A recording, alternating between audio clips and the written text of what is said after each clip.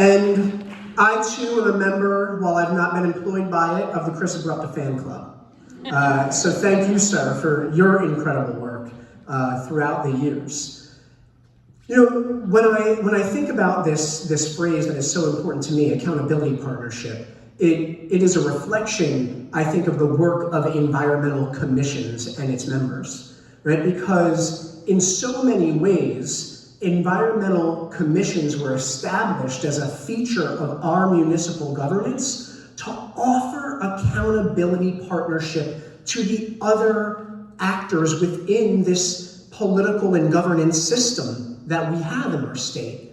And it was actually quite a prescient act in, 1968 for environmental commissions to be established, right? Recognizing that there is no one single steward, no one single person, entity that is responsible for the good care of the environment that we all share, right? It belongs to all of us. And that means that we all have an obligation or responsibility to it, and by extension, one another.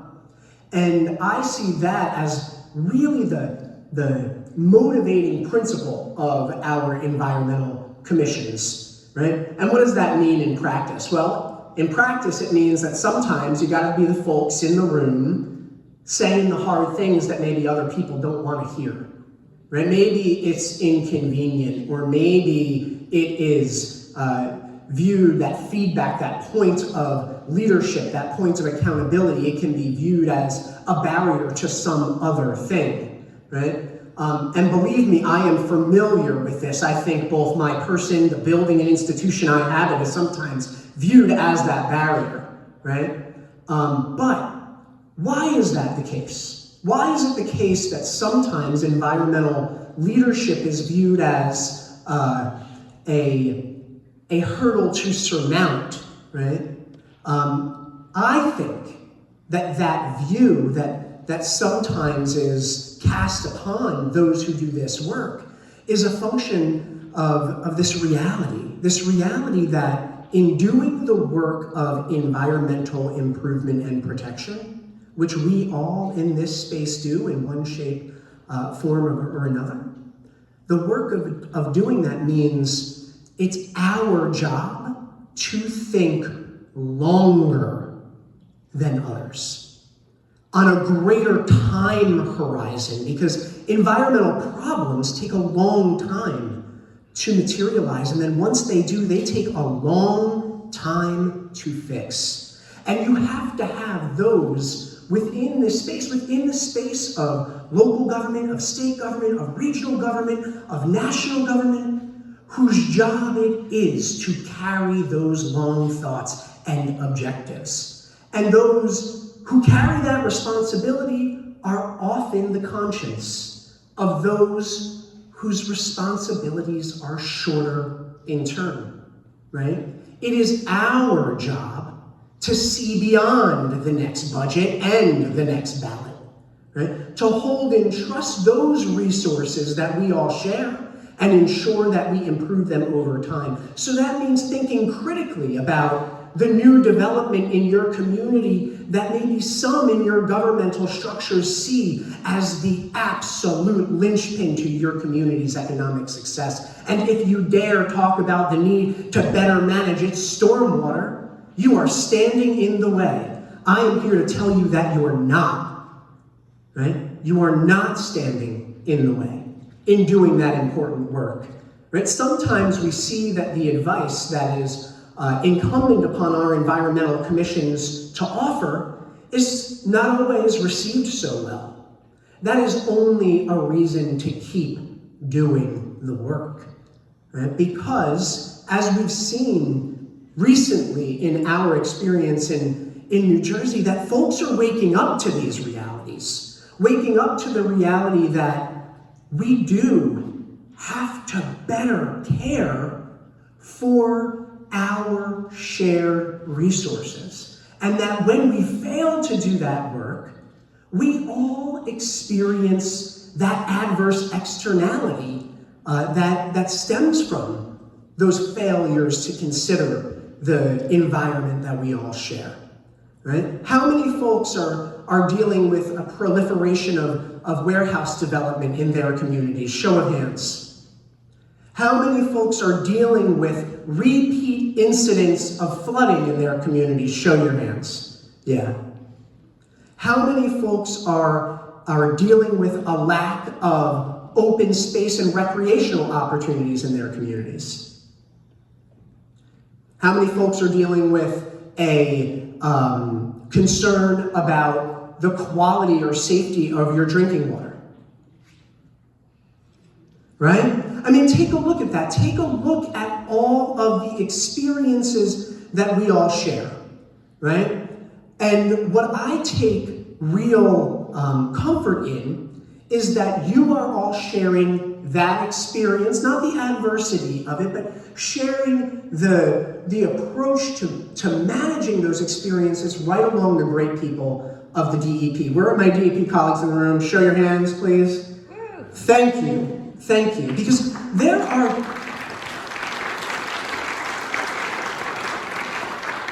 While you're all dealing with these experiences in your communities, I hope you can take comfort in the fact that there are over 3,000 career environmental professionals who every single day work their hearts out, who have given their lives, their professional lives, to the cause of better protecting public health and our environment. It gives me great comfort every day. But they too sometimes are seen as that barrier in dealing with the very issues that you raise your hands to reflect back to me, and thank you for that. And one of those critical issues, one that can feel amorphous and abstract, and that I saw many points in the agenda for this conference covering, is the work of dealing with our changing climate. And there are so many different experiences that any person or community has that is climate change fueled, whether that is flooding or extreme heat, whether that is the effects upon our croplands or our water supply. Right? We're all dealing with the litany of climate change impacts all across our state. And there are some parts of our state where maybe talking about that reality, using the phrase climate change, is not a welcome thing. And maybe some communities where you, serving on your environmental commissions who want to raise issues of climate, are a little bit less welcome. And that's unfortunate, an unfortunate feature of the polarized political environment that we are all living through.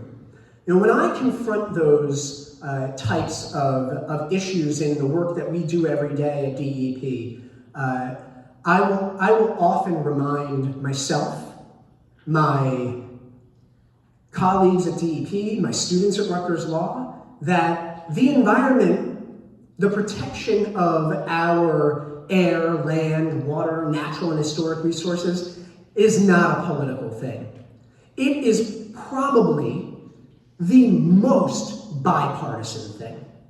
Because every single one of us, no matter where we live or how we vote, needs clean air and needs clean water. Our economies depend upon the natural resources and the good maintenance of the natural resources that sustain us, that sustain our society and our ability to create economic growth. Right? I remind some of my friends on the other side of my governor's aisle that it was in fact the Republican Party that created the Environmental Protection Agency and passed the major environmental laws that hold up the work we do, the Clean Air Act, the Clean Water Act, and so forth. There is nothing more bipartisan than working to ensure that we have access to the natural resources that are life-sustaining. And they're under threat from the reality of this changing climate. If it's hard to talk about that, it's not hard to talk about flooding. I think at least 2/3 of you raised your hands. It's not hard to talk about the extreme heat that is taxing our people in urban areas and leading to more emergency room visits and deaths. It's not hard to talk about the extreme heat that's taxing crop yield in farm-rich Salem County. And it's not hard to talk about the experience that New Jersey is having with rising sea levels. Our risks of sea level rise and experience of it being 2 times worse than the global average. And there are a lot of different scientific reasons for that. You can read them in the New Jersey specific report on climate change on the DEP's website. And I hope you already have. If not, there's your chance to Google it, right? One of the things that I think is so valuable about this relationship that we have between the Department of Environmental Protection and our environmental commissions is rooted in how we share information, right? How we can communicate with you about the matters of statewide environmental concern on which we are working so that you can help us identify the experience in your communities and how the work can plug together.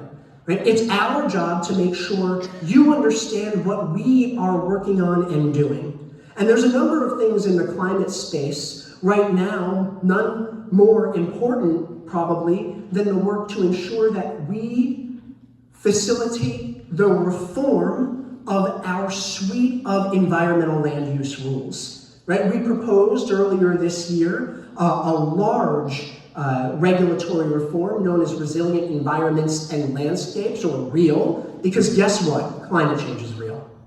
Right? And in that reform, we are working to ensure that we are modernizing every one of our environmental land use schemes, whether it's under the Freshwater Wetlands Protection Act, the Coastal Zone Management Rules, the Waterfront Development Rules, the Stormwater Management Rules, so on and so forth, to account for our realities associated with climate change. Last year, you heard this morning, if you spent some time with the State Floodplain Administrator, Vince Massey. Where's Vince? If he's in here, he's a freaking champion. And if you spent some time with Vince, you would have talked about the Inland Flood Protection Rule and the way that our rules were amended last year in order to better protect inland communities from increasing flood risks by ensuring higher elevations in inland fluvial flood hazard zones, and to ensure that we're managing stormwater quantities that are greater because of increases in precipitation. And so now we've got to make sure that we are improving the coastal side of that equation, right? Under a very moderate emissions scenario, one that, quite honestly, the entire globe, as a matter of climate action, may not even be able to meet. But under a moderate emissions scenario, there is a likelihood that we will see 2 feet of sea level rise by the year 2050 and 5 by 2100.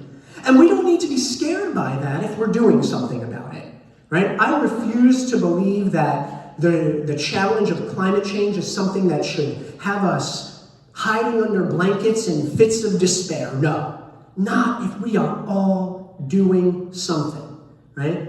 And much of the doing something that the DEP can steward is in reforming rules based on sound science. And that sound science tells us that we should plan for a risk of sea level rise of 2 feet by the year 2050 and 5 by 2100. So what does that mean across the landscape?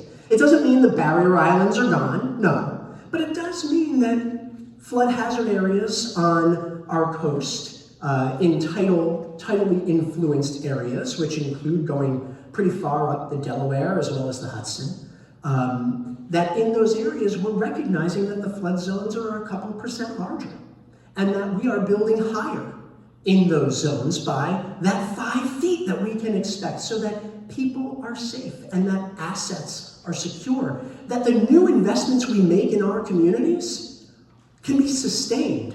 You know, this week in New York City, coinciding with the UN General Assembly, is Climate Week. And I've spent the entire week going in and out of New York City to attend multiple events with international leaders and leaders here in the United States. And yesterday, I spent the majority of my day at the New York Federal Reserve, the place where the most gold in the world is buried 80 feet underground. I was standing on top of that, talking with federal leaders and with leaders in insurance, from the insurance sector and from the private investment sector, about the need to adapt regulatory schemes for these very reasons, right? Because those who invest in our economic development and those who insure the assets that we build, they expect that governments are taking the actions to secure those investments and applaud the work that New Jersey has done to do just that. But there are some who don't see it that way, of course, right? And unfortunately, just like we find ourselves in this highly binary political environment, we can sometimes find ourselves in a binary information environment where there are some who use sources of disagreement, where reasonable minds can differ on policy. You'll find some who just traffic in disinformation. And I think it's upon all of us to be able to identify that and call that out. And I'll tell you all, as those who should always understand what the state government is doing so that we can make sure it works in your communities, that it's important to understand when disinformation is being circulated, and that is happening right now, about the reforms to protect our coastline. There are those who are going around this state and saying that the state government is establishing no-build zones. I'll tell you here, I'll tell you now, and ask you to repeat it. That is bunk. Bunk, right? Because the proposition in this type of regulatory reform isn't about telling people all the things they can do and all the places they can't build. No, it's about securing the protection of lives and livelihoods and assets. So of course that would never result in the establishment of no-build zones and big red maps that tell you you can't do things, but just that we need to do them smarter. Build a little higher, make sure that people can get out when the floods come, because they will. Right now, our friends in the state of Florida are dealing with yet another hurricane. One that was projected to result in a storm surge of 20 feet. We need to be more prepared for these adverse events because they'll happen. And again, we don't need to be scared or to find ourselves in that fit of despair if we act.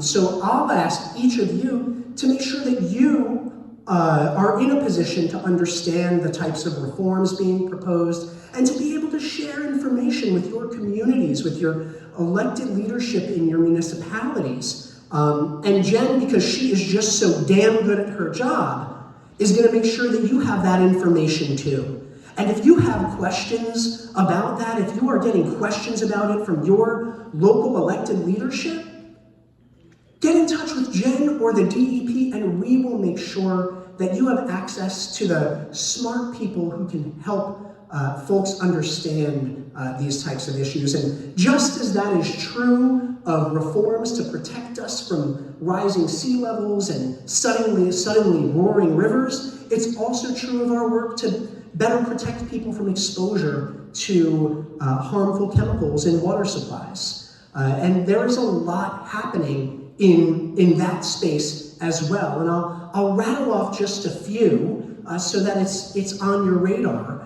and something that you're being attentive to. We have seen now the deep need to address the occurrence of perfluorinated substances in our water, PFAS. Folks who understand what PFAS are, can you raise your hands? You've heard the term before? That's great, right? So that makes me really, really happy. Not that you may be scared of it or your community is dealing with it, but that you know about it at all. Because these chemicals derive from things like Teflon or Scotchgard. And if your grandmother was anything like mine, she sprayed that Scotchgard all over everything, including you. So, but these chemicals are really persistent in our environment, and we've got to get them out. And starting with the places where exposure is greatest in our drinking water systems and in our water supplies. And your DEP has led the nation in doing this, right? Setting the first drinking water standards, and now applying them. And look, it's hard, and it's expensive, right? It's expensive. So what are we doing at the same time? Well, we are in active litigation with the companies that spread this stuff all over the state and, quite frankly, the nation and the world, right? Pursuing companies like Chemours and DuPont and 3M so that they do what my grandmother, after she sprayed me with a Scotchgard, always said: leave the place better than you found it, right? Those companies didn't do that. They did not leave New Jersey better than they found it, right? And so we're holding them accountable to do just that.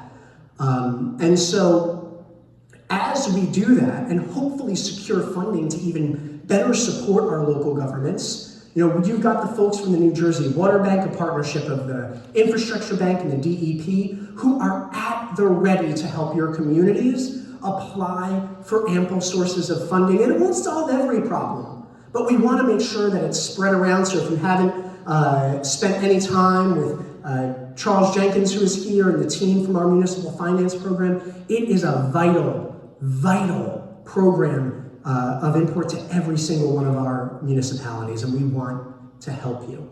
At the same time, we are endeavoring to get every lead service line out of our state and better protect our residents from lead exposure, especially our kids. And we've seen an uptick in the in funding from the federal government to do just that because of the great work our local governments and water systems have done to begin a few years back, really understanding where those lines are and doing good inventories. And folks can often kind of cringe at the idea of like doing study and doing planning, right? And it's just sort of like, oh man, like what are you gonna do? You're gonna do the study and then what happens? Well, I'll tell you what happens. The work that was done over the last several years to identify lead service lines led to a 50% increase in funding from the federal government to the state of New Jersey, right?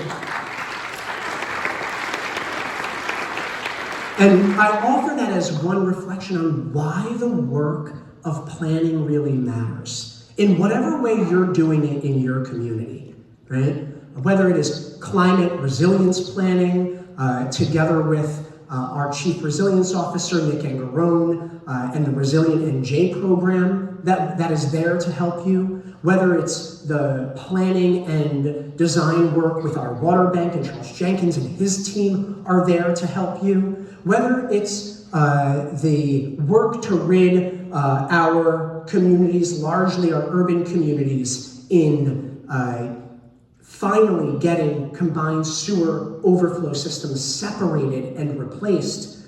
Director Sue Rosenwinkel and her team at DEP are here to help you.